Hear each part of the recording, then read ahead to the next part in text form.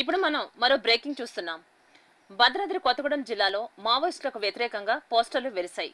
మావోయిస్టుల దుశ్చర్యలకు ఆదివాసుల బలి కావడంపై ఏజెన్సీ ప్రాంతాల్లో ఆగ్రహ జ్వాలలు ఎగిసిపడుతున్నాయి. ఈ నేపథ్యంలోనే మావోయిస్టులకు వ్యతిరేకంగా పోస్టర్లను గుర్తు తెలియని వ్యక్తులు బహిరంగ ప్రదేశాల్లో పెట్టినట్లుగా తెలుస్తోంది. ఇక ఇదే అంశానికి సంబంధించి మరింత సమాచారం మా భద్రాద్రి కొత్తగూడెం స్టాఫ్ రిపోర్టర్ చంద్రశేఖర్ అందిస్తారు.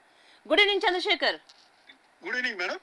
భద్రాద్రి కొత్తగూడెం జిల్లాలో మావోయిస్టులకు వ్యతిరేకంగా పోస్టర్లు దర్శనం ఇవ్వడంపై స్థానికులు అసలు ఏం చర్చించుకుంటున్నారు?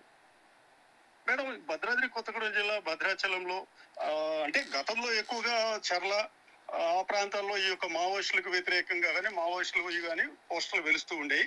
అయితే ఈ ఈ ఈ గత 2 రోజుల క్రితం పాల్వంచలో వెలిసాయి.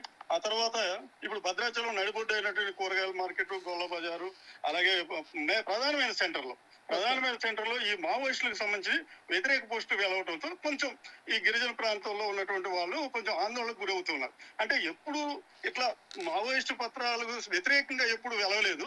సరే, పోలీసులు కూడా ఏం చేస్తున్నారంటే ఈ మధ్యకాలంలో జన శ్రీమంతులు కలవాలి, అది వాళ్ళ అదుపులోకి తీసుకోవడం, దాంతో పాటు వాళ్ళు లొంగుతూ ఉన్నారు కూడా చాలా మంది.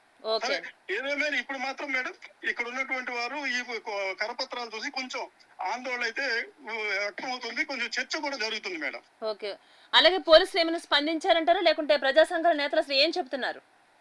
అంటే పోలీసులు ఏమంటారంటే మేము ఎప్పుడు కూడా ఎవరైతే ఉన్నారో మావోయిస్టులు అందరూ కూడా జనజీవనంలో కలవాలి, మేము వారికి అనేక రకాలుగా ఆసరా కల్పిస్తున్నాం అని చెప్పేసి వాళ్ళు పిలుపు చేస్తున్నారు. ఈ మధ్య కాలంలో చాలా వరకు కూడా వీళ్ళందరూ కూడా ఏదైతే ఉన్నారో మావోయిస్టులకి కలవండి, రండి అని చెప్పి అంటున్నారు. ఎస్పీ ఆధ్వర్యంలో చాలా మంది ఇటీవల లొంగిపోయారు.